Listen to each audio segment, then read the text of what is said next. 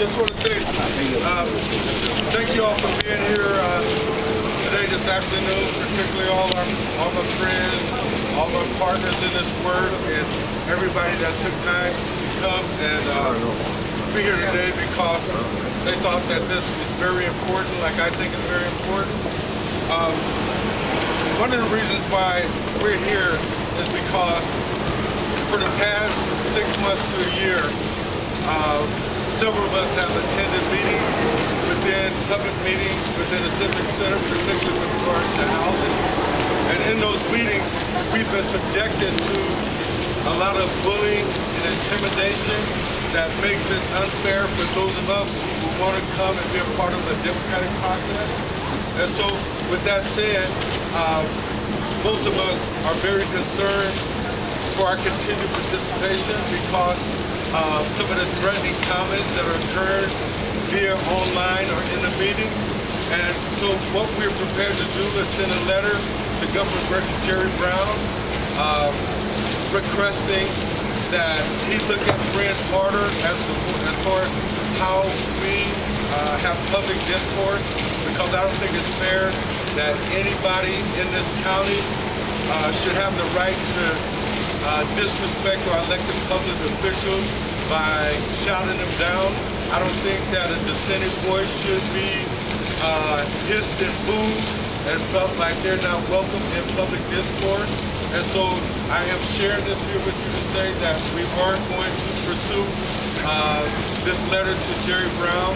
And I know there's a lot of us here that have stories of how we've been a part of meetings and not felt like our voice was even wanted, not the least like heard.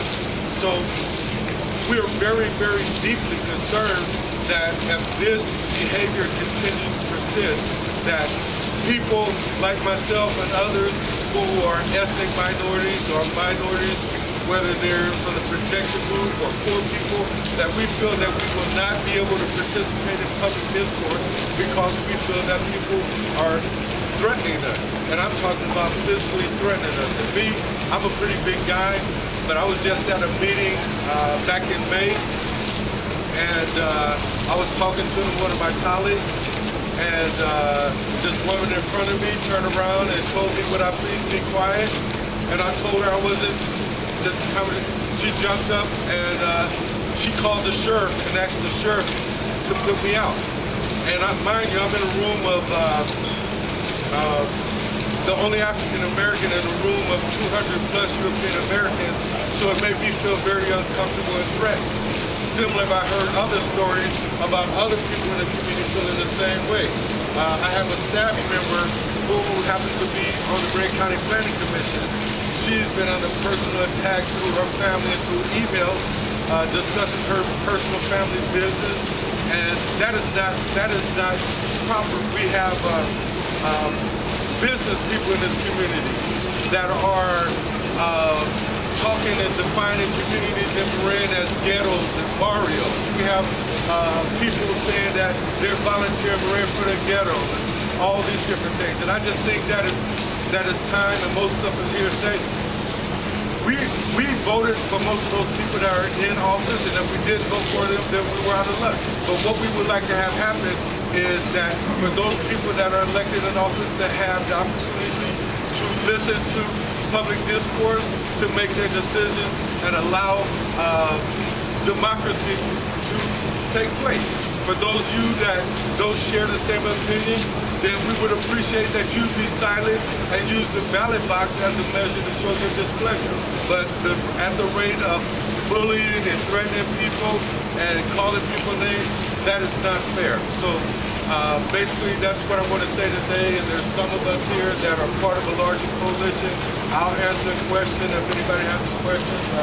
Most of all, I just want to thank y'all for being here.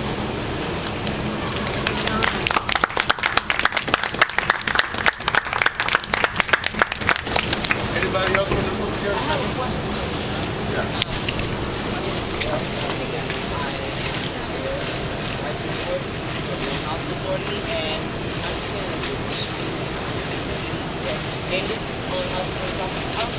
How do you feel about that? That's a matter I have not, I'm not qualified to answer that question right now. There's an investigation going on, and I don't know that.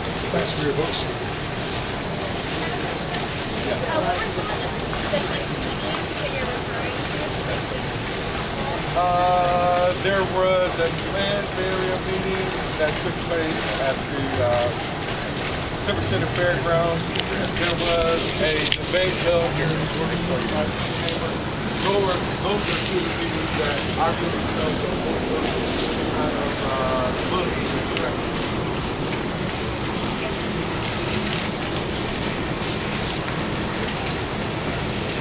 John? Yeah. Hi, Gail Willis, and I've been raised in Marin County, so I've been here well over 60 years.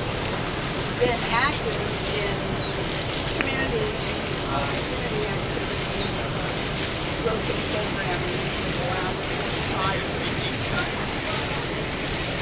It's been so sad to see in the last year that when we begin to talk about equal rights, affordable housing, employment issues, transportation for low-income people, for minorities, for oppressed classes, that the public areas in which these discussions are taking place have gotten to be so threatening that as executive director of Community Action Marin, I'm unable to organize a group of low-income people to come to those meetings and express their feelings. They have begun to hear about the toxic comments, the hissing, the booing, that people are being drowned out when they express an opinion that is contrary to what apparently at some of these meetings the majority. There is increasingly a silent majority of Marin that feels unwelcome and unable to speak. And I just second what you're saying, that it's democracy that we're trying to preserve here, and that Marin County should not be at the edge of that. It's just unforgivable. Right. One of the things, Gil, thank you for that. One of the things that I know that I grew up here in Marin and been here for a long time, and I know there's a better Marin than the one that's being put forth in these meetings that we're going to. And that's primarily what I would like to call attention to, the better of Marin to show up at these meetings, not those people who have these caustic and very toxic perspectives. So yeah, I agree with you, and I'm hoping that once this gets some attention, that the better part of Marin, or the good Marin that I know, will step forward and help with us with this democratic process that's been corrupted by those that feel that they need to have their voices heard and nobody else's. So at the Marinwood meetings and also in some of the meetings in Nevada a few years ago on the issue of affordable housing, one thing that kept coming up with the crowd was this idea of, like, I don't know anyone who has commutes into the county. Everyone I know commutes out. I don't know anyone who commutes into the county. Where are these low-income people? Do you feel like segregation, extreme segregation in Marin, is furthering this kind of toxic atmosphere? Like I said, there's a lot of varying opinions on that particular subject, but what I'm here to talk about most of the day is that we can get to those answers and get to that result, but I think that public discourse needs to take place, and I'm sure that in that public discourse, some of that question that you just asked will probably be answered. My name is Kiki Laporto. I've only been in Marin for 50 years. I'm president of Sustainable Marin. And in the course of my work with Sustainable Marin, I've had a lot of opportunities to speak in public meetings with elected officials, appointed officials, city officials, committees, etc. And during the course of that time, I've been able to represent the people who have put their trust in me to help their views be heard by the people who are making decisions for us, mostly people who elect us. I've personally been in meetings in the last 2 months in my beloved Marin County, where I have stood in front of a group and felt assaulted verbally and energetically by people in the room who didn't want to hear what I had to say. And if I, as a white girl in Marin County, feel that way, I can hardly imagine what it's like to be someone who is not accustomed to speaking in public meetings, to try to make their voice heard. So I feel that it is absolutely critical for us to recognize the slippery slope that we're on in terms of shouting down and suppressing public expression, because it doesn't lead to a good place. It's not going to take us to the Marin that we want to live in, and it's not going to enable us to share the communities that we want to cover. Yeah, that's a great point. Yeah, I just want to piggyback. My name's Marin. Just piggyback what John said about the public hearing in Marin County. The majority of audience create some kind of hostile atmosphere to try to subject the other voice. And I just want to share with you my own experience. The other day, there was a Civic Center auditorium meeting that I came up to speak publicly about what I feel about affordable housing and fair housing in Marin County. And by the end of it, I heard somebody in the audience that do not belong. So that kind of really sad for me because I've been here long enough. I'm a citizen, I pay tax. I just like the rest of you because I always thinking the United States is a great nation with a war, and also this nation was founded by immigrants. So how come I always seen and will and consider as a foreigner, no matter what I do, how much I contribute to this country. So that's a real sad thing for me. Hi, my name is Lynn Wasley, and I'm one of those Novato people that was referred to earlier. I used to regularly go to meetings, city council meetings in Novato. The last one I went to was 2 years ago. Why have I not been back? Because as I made my way to the restroom, I was hissed and booed by over a dozen people in chorus. And that was also, it happened outside. It also happened 2 days later. I was hissed wearing my affordable housing sticker at my local market. And I will tell you, as a person, obviously I'm white, and I own a home in San Marin. I see myself as one of the privileged people. I no longer felt safe enough to go to a city council meeting. I felt threatened. The next meeting I went to was the one in May, nearly the Plan Bay Area meeting here at the Civic Center. At that meeting, I sat there, and again, just like at the Novato City Council meetings, in spite of admonishment by the leaders to say, this is the proper decorum, we will not put up with this, and this, it occurred over and over again. Hissing, booing, loud cheering, comments all around me so I could hear them or other people could hear them, and in the end, here come the signs, the same signs, no Plan Bay Area, same signs. And as I left, and I left early, why? Because I did not feel safe. I had someone, as I was leaving, walk out the door, take that sign and put it in my face, up to my nose. And I will tell you, I do not feel safe in my own community.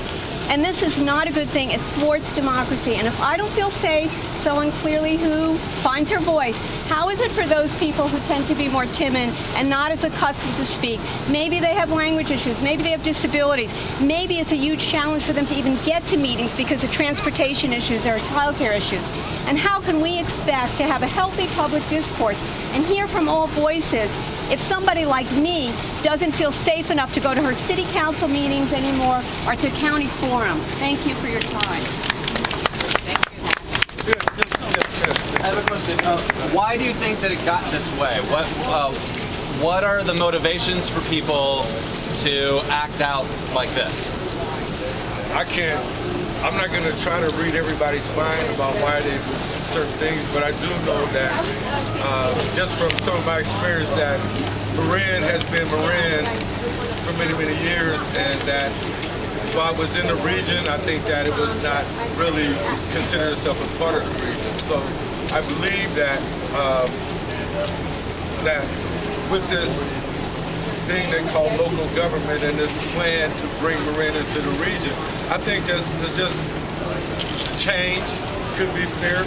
I don't know, but I do know that, just to piggyback on what Lynn was saying, is that part of Marin Grassroots work is to engage people of color and working people into public discourse. And it makes our heart increasingly difficult when I go to meetings and I'm feeling threatened and I'm supposed to be sort of sophisticated of being a part of meetings that I feel that I don't want to be there. So for me, I want something done about this because I want to be able to encourage people to continue to show up and come to meetings, because I think diversion of opinions and perspectives is good for Marin. I think that Marin needs to have more diverse opinions, more public input, and not necessarily from the same people who shout the loudest and who have the most money. I think that it's time for everybody in Marin to have their voice honored and recognized. I'd also like to say in answer to Dave's question that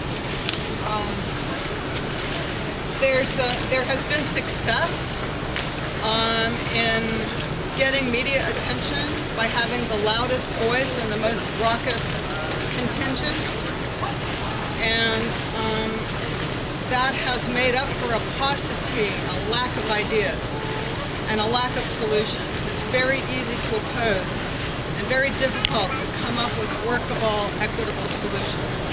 So I think that a very small minority has commandeered the debate and made it into something that does not represent Marin County. John, I think what you said was very powerful. I think the obligations of our representatives, all of our representatives, from the electeds down to the commissions, have been underscored by the voluntary compliance agreement that county signed a couple of years ago with HUD about increasing the outreach to the diverse, assorted groups in Marin. We are the whitest county in the Bay Area, and a lot of our protected classes are clustered. And the issue for us is to begin to make some inroads in the traditional way of making decisions in Marin. HUD saw that as an imperative. The county saw that as an imperative when they signed that agreement.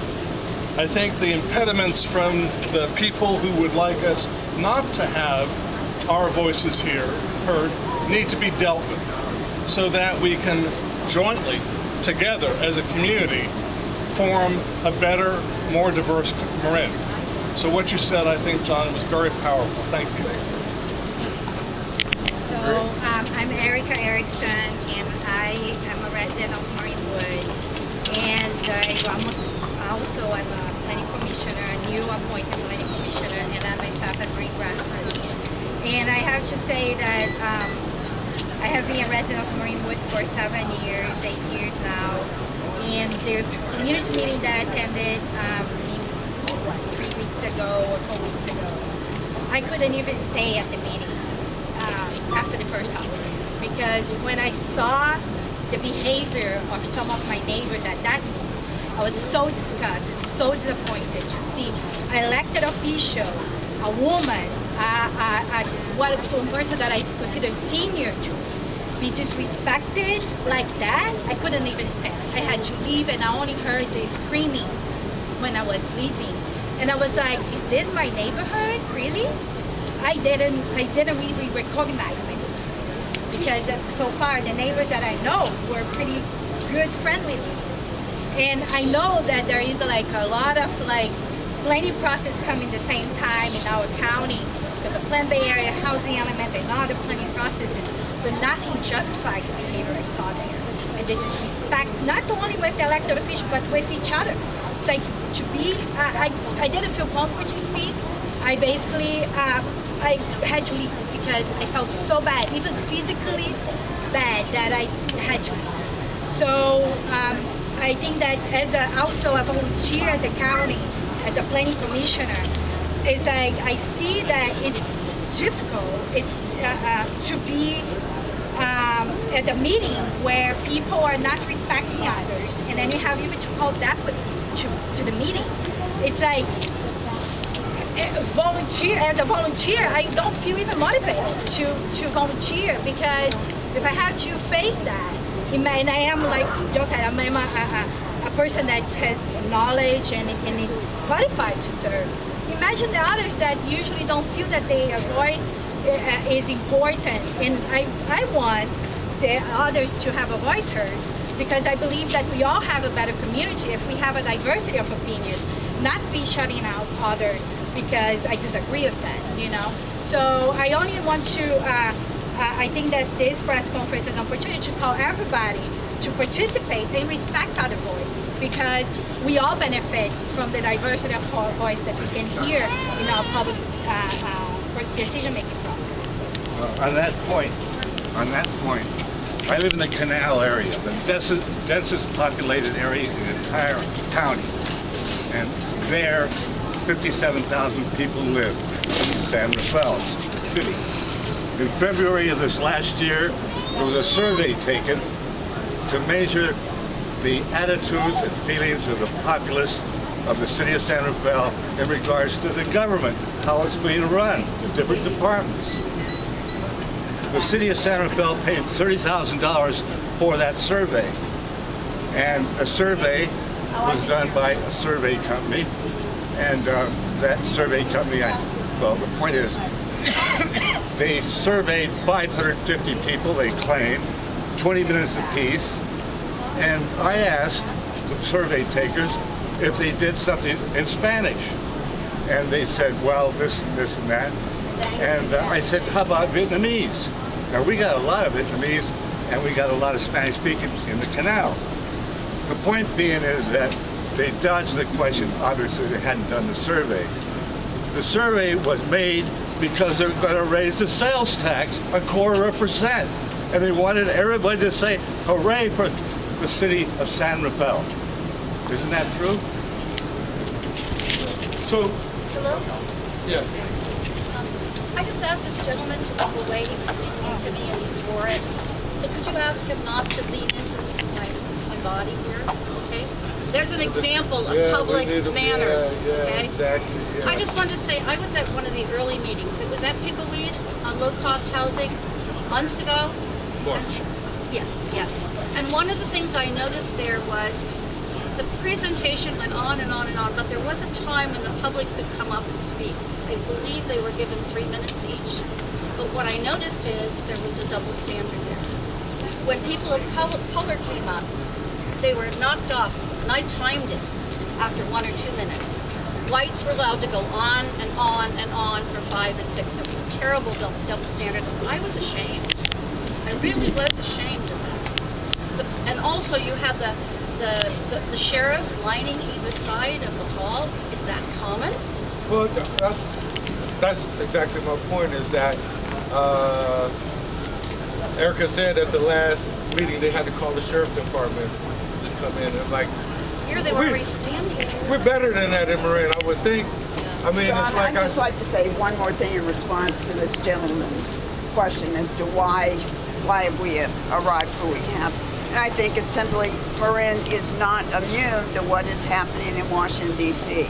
We now see the level to which discourse has fallen in Washington, D.C., and that nothing can move forward.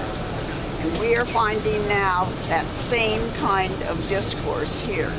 I don't think that these are necessarily all Tea Party people, but some of the strategies being used are those of Tea Party. Yeah, I was trying to stay where we are. David? David Schoenbrunn, just one small comment.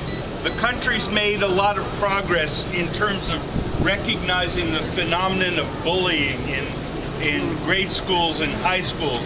And I think we have to call this what it is, namely bullying. Thank you. Yeah, I think we need to widen the discourse. Race has been already pointed out as being an issue here. we need to connect the problem of moderate income housing, racism, with what's happening with the immigrant community in Marin and what's happening in Marin City. The sheriff has got a major problem. It's a vacancy problem in the jail. The jail has 377 beds. It's got only on an average daily population of 288. It's had that for years. And yet the sheriff is building his budget, and it happened just now at the beginning of this budget year, by predicting 350 people, which would require a crime wave in Marin County if it could be fulfilled. It hasn't been. What we've got to do is to create a more humane police department, sheriff's department in the county. One of the efforts that's been going on for 2 years is to create a citizens review and advisory council for the sheriff's department, which would have been the proper place, not the Novato Police Department, for investigating the shootings where 10 slugs were fired at a guy who didn't have his driver's license in Marin City 2 Sundays ago.